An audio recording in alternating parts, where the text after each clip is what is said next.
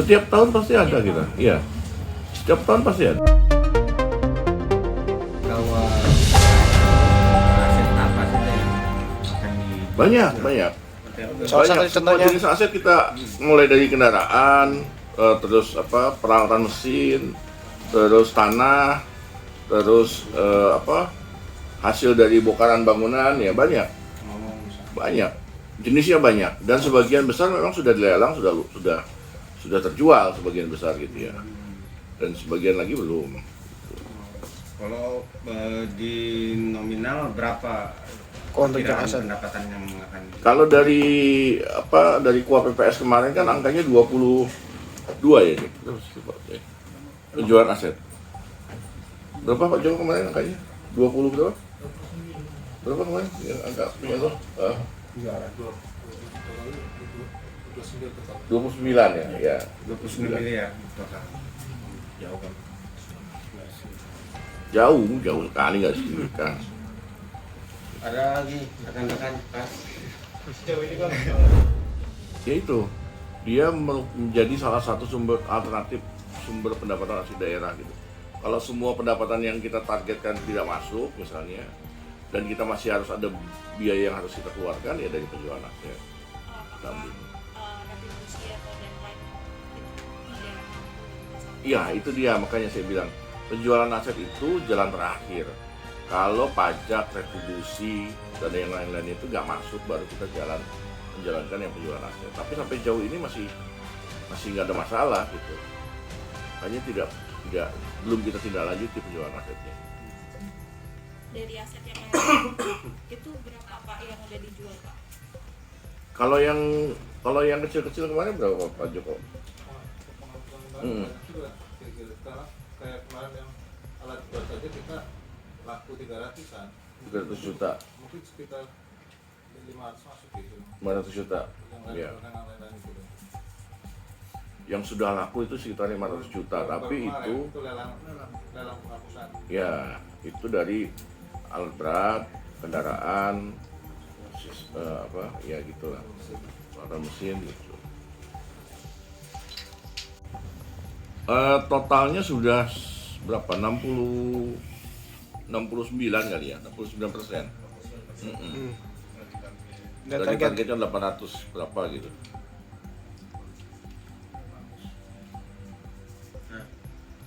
Ada lagi? Pak alasan kita Pernah? Dan tahun ini juga baru rencana dimasukkan. Iya, betul, berencana. Tapi belum pernah kita jual aset lahan nih.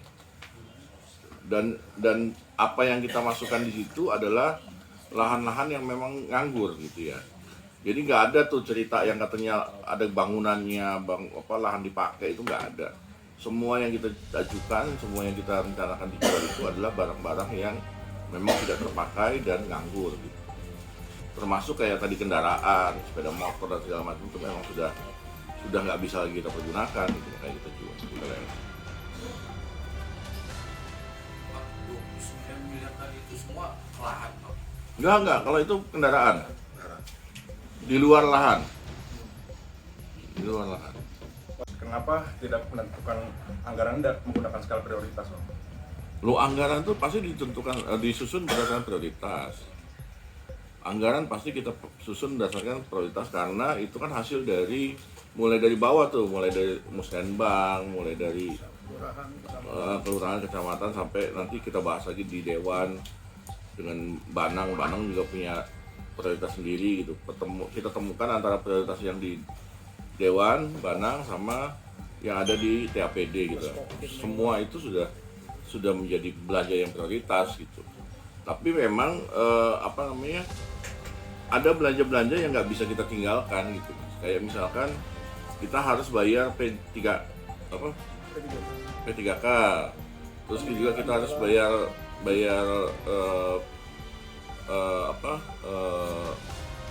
yang kesehatan itu, program kesehatan. Ya itu yang begitu-begitu kan nggak bisa kita tinggalkan gitu. Walaupun P3KM itu kita nggak bisa, misalnya nih saya tentukan kayak kemarin anggota dinas kesehatan menganggarkan sekitar 10 miliar gitu ya. Tapi kan yang namanya orang berobat itu nggak bisa kita tahan gitu.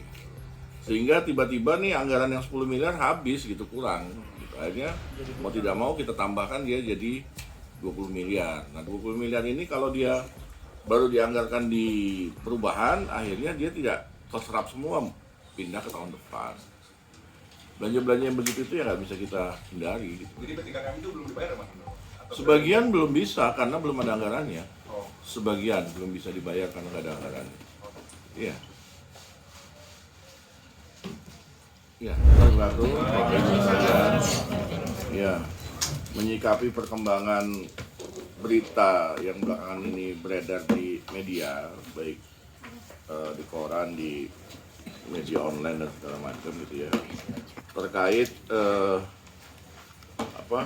terkait penjualan aset itu yang ada di KUA PPAS yang tempoh hari sempat instruksi oleh anggota dewan beberapa hari yang lalu itu, terus berkembang menjadi berita yang bisa dibilang jadi bola liar gitu ya, kemana-mana. Perlu kami jelaskan, yang pertama sebetulnya kalau Bapak Ibu lihat, penjualan aset itu bukan baru akan dilakukan tahun ini gitu, tapi sudah sejak dulu sekali kita sudah mencantumkan penjualan aset itu sebagai salah satu pendapatan daerah yang akan menyokong kegiatan-kegiatan di Pemda gitu ya. Sudah sejak dulu. Nah, kemarin terakhir sebetulnya rencana kita menjual aset yang kemudian kita masukkan di dalam KUA dan PPAS itu sudah kita rapatkan, sudah kita bicarakan bersama dengan Dewan selama beberapa hari, dan diambil kesimpulan bahwa rencana itu bisa diterima dan dimasukkan ke dalam KUA PPAS. Kalau ngomong apakah diperbolehkan, sangat-sangat diperbolehkan gitu. Bapak Ibu kalau lihat peraturannya di Permen 77, di Pedoman Penyusunan APBD, penjualan aset itu merupakan salah satu sumber pendapatan asli daerah gitu ya. Selain dari pajak, retribusi, kekayaan daerah yang dipisahkan, ada lain-lain pendapatan daerah lainnya yang salah satunya adalah hasil dari penjualan aset. Tapi perlu diingat bahwa penjualan aset yang dimasukkan di KUA PPAS itu masih sangat jauh gitu.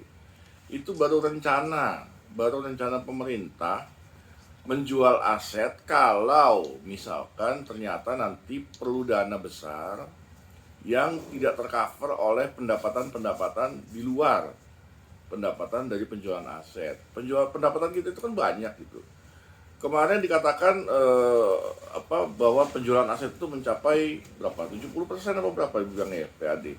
Padahal sebetulnya PAD itu hanya bagian kecil dari pendapatan pemerintah gitu, pendapatan daerah. Kita dapat pendapatan total itu 1.050 miliar itu dari pemerintah pusat, hanya baru DAU gitu. Belum lagi pendapatan DAK 59 miliar. Belum lagi pendapatan dari insentif bagi hasil. Banyak gitu yang kalau PAD cuma 800 miliar, nggak ada artinya gitu, nggak ada. Dan itu bagian dari nilai itu sebagiannya adalah penjualan aset. Jadi memang nggak ada penjualan aset itu nggak terlalu signifikan terhadap belanja-belanja yang akan kita keluarkan nanti gitu. Dan itu prosesnya masih panjang. Yang pertama kita masih harus memasukkan dia di KUA PPAS. Kalau ditanya apakah sudah ada persetujuan Dewan, ya sudah gitu ya, karena masuknya angka penjualan aset itu karena persetujuan Dewan melalui Banang yang sudah kita diskusikan bersama gitu. Setuju baru masuk. Nah, itu berarti salah satu persetujuan Dewan, tapi itu baru rencana penjualannya. Nanti pada saat akan benar-benar dijual, kita minta izin lagi ke Dewan gitu. Dari situ kita masih harus mengajukan appraisal, perhitungannya berapa nilainya sesungguhnya gitu. Terus kita mengajukan izin lagi ke Dewan, apakah diperbolehkan atau tidak gitu ya. Terus melakukan lelang gitu. hasilnya nanti dapatnya berapa, nah itu baru bisa dimanfaatkan. Masih panjang tahapannya gitu.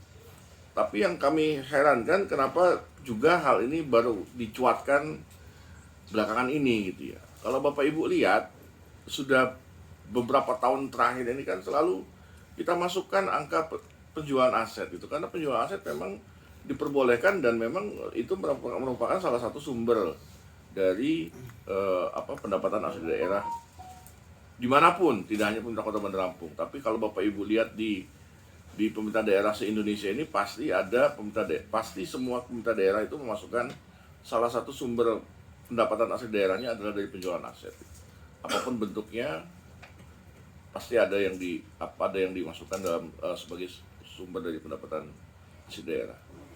Itu mungkin ya Bapak Ibu ya, sementara informasi dari kami, mudah-mudahan ini tidak menjadi bola liar kemana-mana gitu. Kalau memang ada hal yang